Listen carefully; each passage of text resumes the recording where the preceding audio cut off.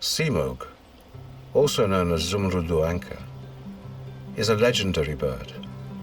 People of Western realms know it as the phoenix.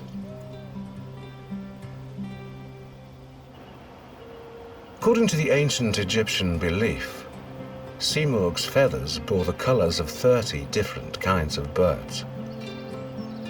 Another trait it has is its curative tears. Moreover, it burns to be resurrected again. Every time it dies in flames, it arises again from its ashes. All the world's birds convened one day and decided to come into the presence of Simurg.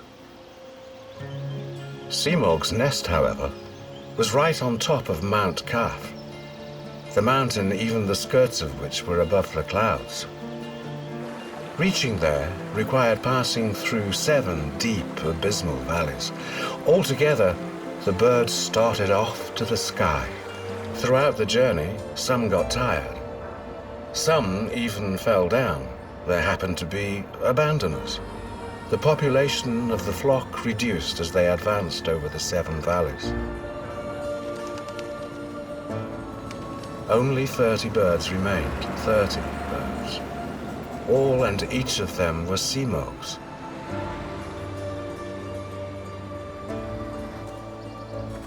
And we, as long as we don't keep flying, even after our annihilation and burn ourselves down to arise from our own ashes, as long as we don't venture to become a Simurg ourselves, we will not be saved from living in our swamps, our cages, our perches.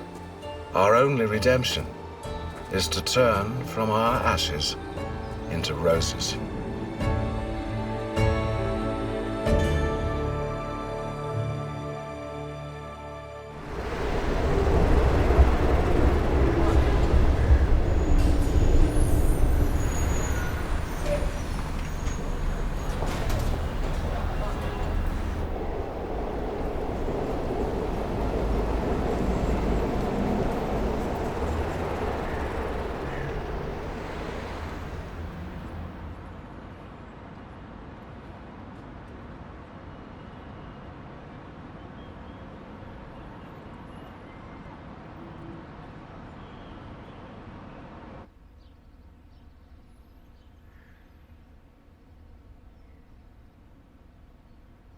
Water is sacred in our faith.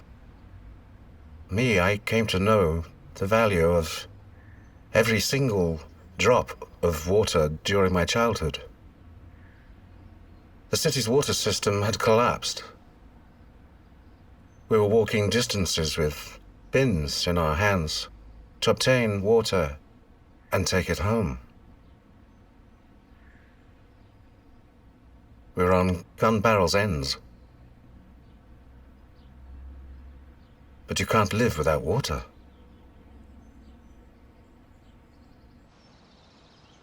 Sarajevo was a surrounded city. Its basic needs could not be met. It was only in its absence that people realized the value of water. Sarajevo city was under fire of snipers who lurked behind the hills that surrounded it. The snipers were the ones that decided who would die and who would remain. This was probably just a game to them. One day, my brother and I went out to seek water that may have remained in the streets, where safe escape was possible. We were all under sniper fire. That day, we were so tired and angry that we chose the shorter path which was under snipers' crossfire.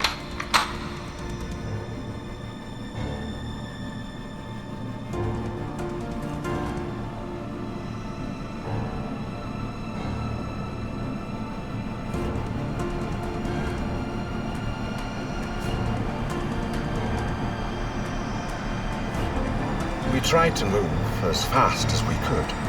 We had a water drum. Suddenly, we heard a booming sound.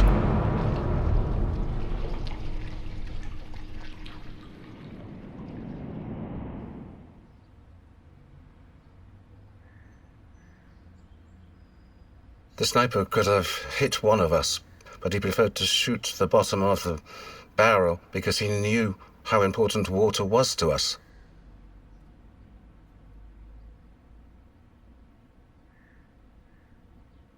We were shocked in that moment because we were more within their shooting range than the barrel.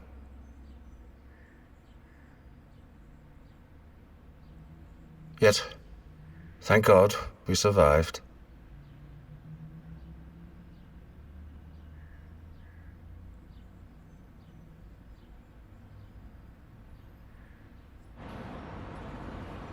Nevertheless, the psychological effect of having been unable to take that water home remained with me for years.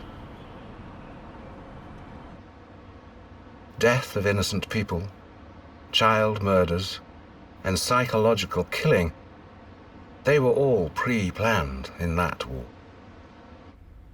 In some societies, water is a very meaningful element. There are cultures in which people do not bathe due to their respect for water. They believe that they cannot rid misfortunes unless they tell their dreams to flow in water. Water is quite important to me, too. It has been a bridge to me since my childhood. A bridge to life, to death, to gunshots. It reminds me of gunshots. Every single gunshot tore another mother from her child. With every explosion, a sibling, a child, was destroyed. I had comprehended with my tiny child's mind that every gunshot I heard meant another murder of a father and destruction of another family.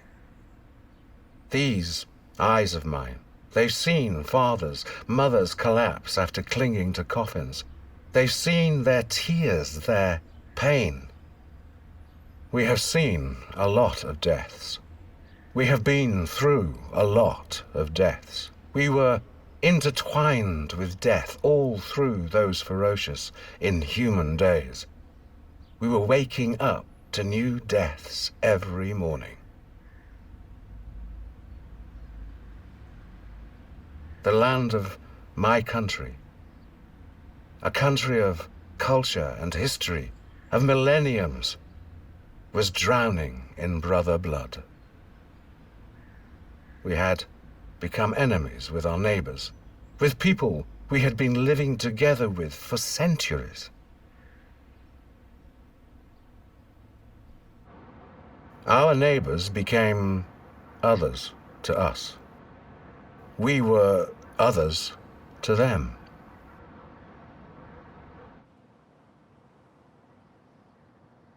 Once upon a time, there were beautiful things among us. There was friendship.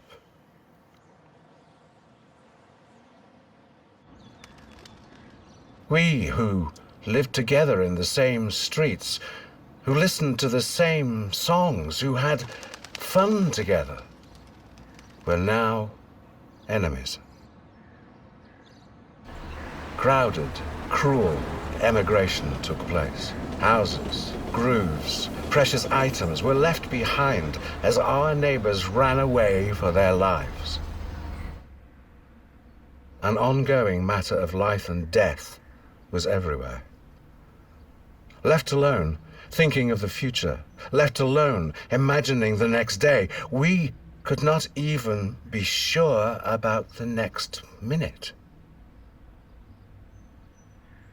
We didn't know where the sniper bullets would come from, neither when we would be dead.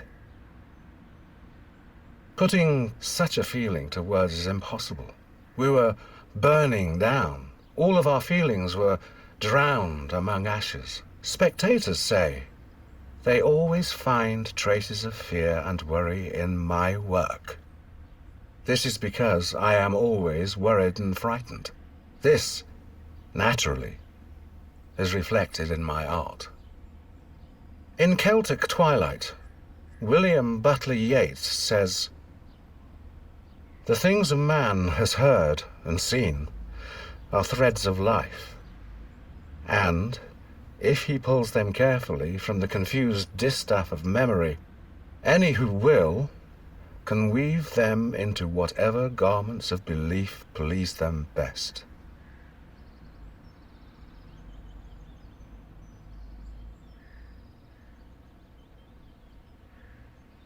The human being lives well if he feels well.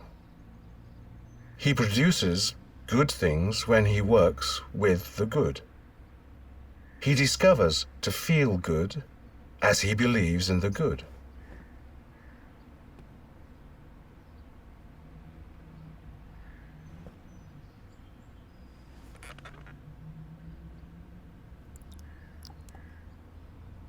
We live with the power we obtain from the good.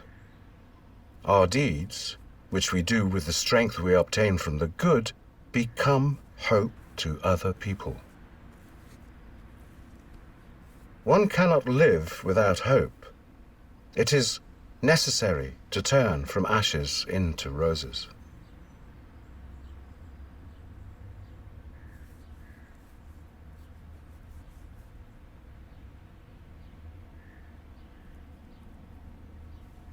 Art exists because the world is not perfect, says Master Director Tarkovsky.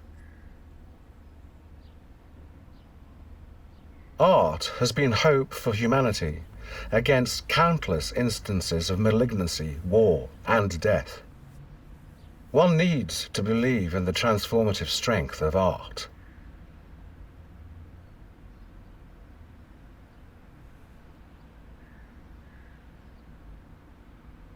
This is why I am busy with art.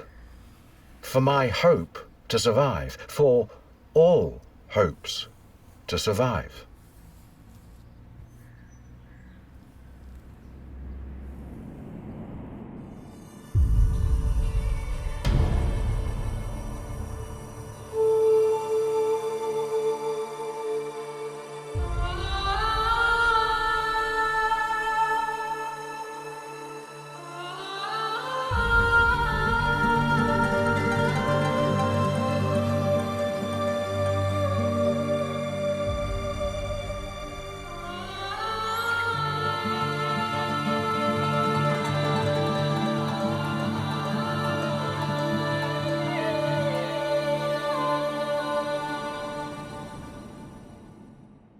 I believe that the world should be viewed with the eyes of a child. We're in a time when even child eyes are mauled with war and pain. Every person has a core idea. Reaching this unique idea requires lengthy internal feuds. How should we add that idea, that thought, into humanity's thought collection, in service of the human beings and of peace? In other words, we should be reborn from our ashes, become roses, and surround the world with happiness again. Take a look at the television and the newspapers. There is war, ferocity, death, and tragedy among people. A life comes to an end with a $1 bullet. Lives are falling apart. Families are being buried into eternal pain. The things I have been through in my own childhood, those atrocities, those tragedies, are being repeated at different geographies. But must it be like this? Can we not coexist? Should we bow down to the demand of warlords? I wish everyone could become aware of the game being played. I wish this game would be spoiled. Do you see the Middle East? The unsettling storms of the Middle East left numerous people stateless. The unforgettable pain and trauma I recall from my childhood among brothers and sisters in that geography. We should spoil those games. We should put an end to those dirty wars, those nasty games. We should focus on our similarities, not on our differences. We are the humans. We are the smartest. The world is enough for all of us. I believe that it is us, we humans, who will be creating peace. We can embrace the entirety of humanity with rose scent. This isn't hard. Just like Simorg, we should realize our human values. Just like the valleys that Simorg passed through, we too should take lessons from our experiences. Hence, we should reach wisdom, illumination, and purity. We should sculpt our coarse stone ourselves. We should polish the mirror of emotions we look at. This is the only way we can arise from these fires, these ashes, as a rose. My wish at this moment? May the verses of prominent Rumi be light to all of us. If you have turned into ashes, expect to turn into a rose again. And mind not how many times you have turned into ashes, but how many times you have risen among them and become a new rose. Yes, as long as we don't keep flying, even after our annihilation, and burn ourselves down to arise from our own ashes, as long as we don't venture to become a Simorg ourselves, we will not be saved from living in our swamps, our cages, our perches. We should rise from our ashes, shake off, and surround the world as roses. Now is the time to fly towards peace in the blue sky.